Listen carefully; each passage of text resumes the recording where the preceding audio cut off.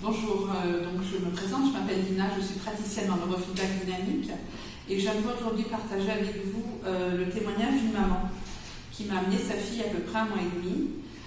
Cette maman était extrêmement préoccupée par les apprentissages de sa fille qui ne se faisaient pas du tout d'une manière normale. Donc la petite est en 3e année de maternelle, donc elle devrait rentrer en classe de CP l'année prochaine, donc en quitte à Alep. Et malheureusement, les professeurs, enfin les institutrices de cette petite, disaient à la maman que Tsipora n'était pas du tout ouverte aux apprentissages. Donc rien n'y faisait, elle répétait avec elle les lettres, elle appelait un professeur particulier, malheureusement rien n'était mémorisé.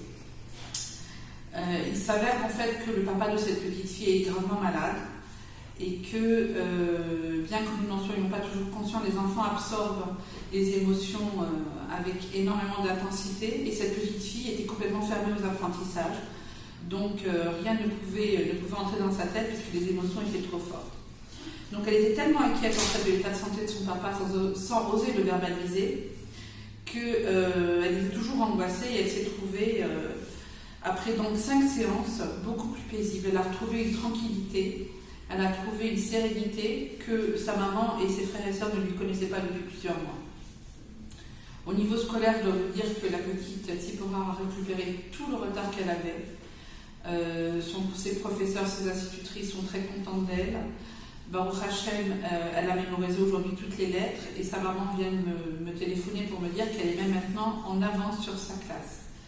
Donc au niveau de ses relations avec la fratrie, cette petite fille elle est beaucoup plus câline, elle est beaucoup plus démonstrative, elle se livre plus facilement, elle ose exprimer ses émotions et petite phrase très mignonne qu'elle a dite à sa maman cette semaine. Elle l'a prise dans ses bras, elle lui a dit « Maman, est-ce que maintenant je pourrais aimer que papa ?» Parce qu'elle avait tellement peur de s'attacher à ce monsieur dont l'avenir était incertain. Et sa maman lui a dit au milieu de ses larmes « Oui ma chérie, tu peux aimer aujourd'hui que papa. » Donc voilà, je vous livre ce témoignage. La maman est très contente dans Baruch Hashem des résultats qu'elle a obtenus avec sa petite. Elle voudrait maintenant que la grande, qui est une adolescente, puisse venir aussi suivre des séances de neurofeedback. Mais ça, les adolescents, on peut tout leur proposer, rien leur imposer. Donc je vous donnerai des nouvelles de la petite Tsipora très prochainement. À bientôt.